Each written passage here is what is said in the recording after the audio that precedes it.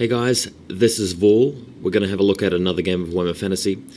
This is me against Daryl, Skaven against Dwarfs. It's our rematch. We had a game recently, just check a couple of battle reports back for the report of that.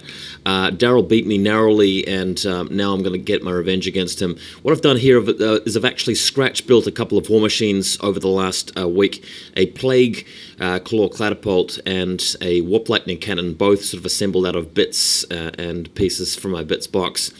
And they're on the hill there, as you can see. I'm going to get some close-up photos of them in a little bit. And everything else is deployed straight down the middle. I've got the same sort of lineup. Really, the only thing I've dropped to afford those extra war machines is the Night Runners, which weren't really a very effective unit anyway. Just fielding them because I had some cool models for them. But in general, that's what's going on. And Daryl has actually put together a horde of Troll Slayers, which is awesome. Total kudos for him for trying that out. Not sure how effective it will be, but we'll find out. The next photo shows you a close-up on my Plague Claw Catapult. This is essentially built from the remaining parts that I got from the Screaming Bell kit, because the Screaming Bell kit allows you to assemble a Plague Furnace, which I didn't use. So what you've got here is the Plague Furnace big sensor ball itself flipped upside down with the crew, somehow chaining themselves to it, and I've built a little stand for it out of like plastic sprues. I've also got a part from the Warhammer Quest kit, if you guys remember that from the old days, and just a bit of flock and stuff on the basing. And looking at it, you can see at first glance that it is meant to be a Plague Claw Catapult. It's not really mechanically sound. There's nothing to actually suspend the big ball or fire it. It's just, a bit of abstraction there. You can see my Warp Lightning Cannon in the background, which is actually made out of an old, classic sort of 10-year-old sort of paint pot with some paraphernalia attached to it. We'll have a look at that in a close-up still a little bit later. Next image, you've got me deploying around here on the left-hand side. Clan Rat unit going up the left with the Doom Rocket, Warlock Engineer attached with the Doom Rocket, Warp Fire Thrower as well. Doom Wheel behind the building, which is looking great as ever, getting ready to swing around there, but just avoiding the cannon for now, and everything else just ready to go straight forward. On the next photo, you've got Daryl's lineup here. He's got his same army that we saw before, but he's added a Troll Slayer hero, Giant Slayer, Dragon Slayer. I'm not too sure what he's called. Demon Slayer. He's Dragon Slayer. That's what he's called. He's the hero version. He's also got a unit of 10 Dwarf Warriors with hand weapon shields, really there to protect the war machines by the looks. Anvil, same as usual, and the BSB right behind the hill. Let's have a look at the next photo. Here's his Slayer horde. And he's even got some blank bases in the middle to fill in the gaps, but really looking cool.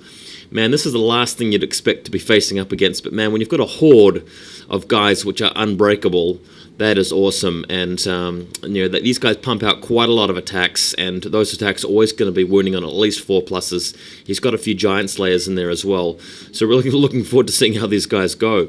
Next image, I've actually miraculously won the roll for the first turn, which is just almost unheard of. I think this is the first time I've won the first turn in 8th edition, and really just moving everything forward full steam ahead, like absolute full steam, just straight through into the forest with everything. Doom Wheel just rocking up the left-hand flank. Gutter Runners were deployed in the forest. They've just jumped out, ready to hit the Flame Cannon in the following turn, so long as the Flame Cannon doesn't destroy them.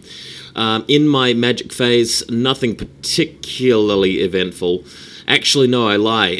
What I did in the magic phase was I threw 6 dice to Death Frenzy the giant rats to ready them for the following combat with the Troll Slayer unit.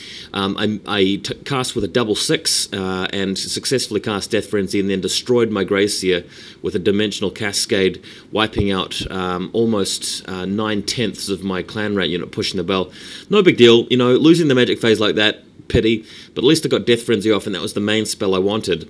And with the new rules, what's really weird now is that you don't get points for a character if he was mounted on like a monstrous mount, and the monstrous mount survives. So long as the Doom Wheel, the Screaming Bell survives, I get the points for my general at the end of the game, and so long as the Clan Rat unit pushing the bell survives, I get points for them as well.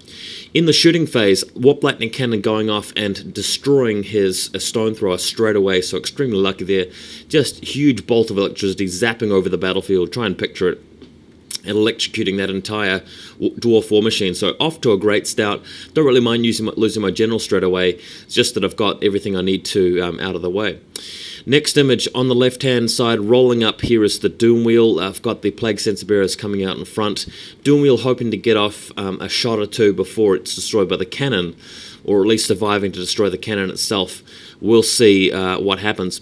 Next image over here, I think this is Skaven turn 2. The Dwarves during their first turn didn't really do very much of anything. The Anvil didn't achieve much. The War Machines didn't really achieve much except for wounding the Doom Wheel. The Storm Banner, of course, going off and preventing the crossbows from doing much damage. And this is turn 2, charging the flamethrower, the fire thrower, flame cannon, I should say, with the gutter runners.